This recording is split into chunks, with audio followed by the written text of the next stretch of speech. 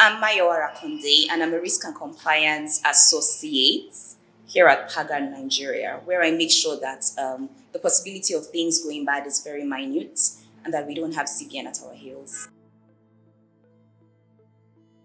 My major was in electrical and electronics engineering. So I schooled in ATBU, Abubakar Tafawa Balewa University, Bauchi, and I graduated quite a while back.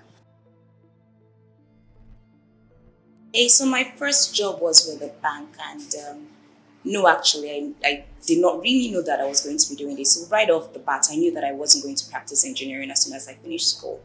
And I've always been sort of intrigued by financial, service industry, banking at that particular time. Based on my performance at the first ever training school for Heritage Bank and a very detailed personality assessment that was conducted, I was posted to the risk management department in the bank. Yeah, so it was at that point that I realized that my natural skills and tendencies towards analyzing problems and looking for loopholes, to basically solve them or, create opportunities around them, made it kind of like a seamless transition for me. Yeah, being one out of 4 girls in a class of over 120 people, yeah, you can say that I've always found myself in the midst of men. So coming to the tech space wasn't entirely different or uncomfortable for me.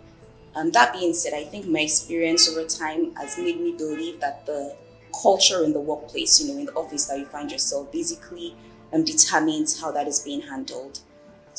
Previously, one of the places I've worked before, there was a situation where one of my bosses apparently bought into that whole stereotype that women, come to the office or bring it to the workplace their emotions, and that affects them at their work. So personally, I think that if that stereotype or if that mindset wasn't there, things could have been handled better and differently. So I think that was an example.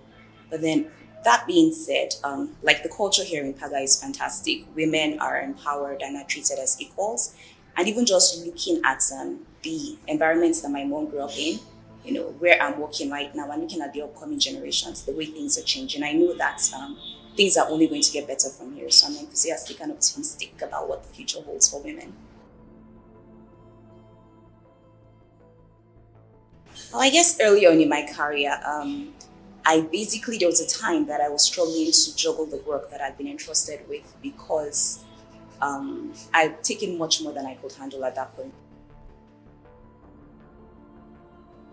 Paga is a very fast-paced environment, and Paga basically allows you to explore and grow your strengths and your skills. So there is recognition for people that are top performance, people that do well in their roles. So that also is good to, help you be competitive and also develop yourself at the same time.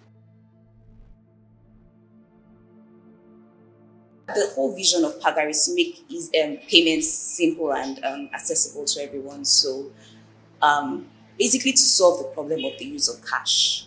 So Tayo, our MD, came to Nigeria and then he realized that a lot of people still use cash to do transactions. And looking at not just the cost of that, but then also the security implications of that, he came up with Paga as a solution for that. So part of what we're doing is driving financial inclusion along the people that are not really, banked and everything, and also providing payment solutions for businesses as well. So as Paga attempts to scale, as we scale, we need to develop new products at a very fast pace. And basically what that means is that, we will be exposed to new and different types of risk. And my job is basically to make sure that we're putting in place proper structures, proper mitigants to ensure that we're managing those risks and obstacles in the best way possible.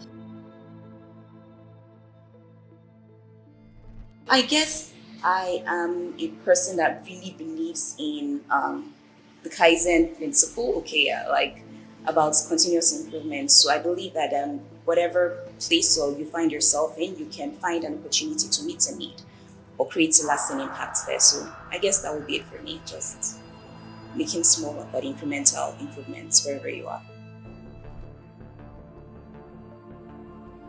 I would advise women that also want to venture into roles like mine to be fearless, basically, to learn to really trust and believe in themselves, I can tell you for sure that imposter syndrome is a very real thing. Like, so once you're able to settle that battle from within and really understand yourself and what it is you have to offer, it's easier for you to chart your path in the workplace.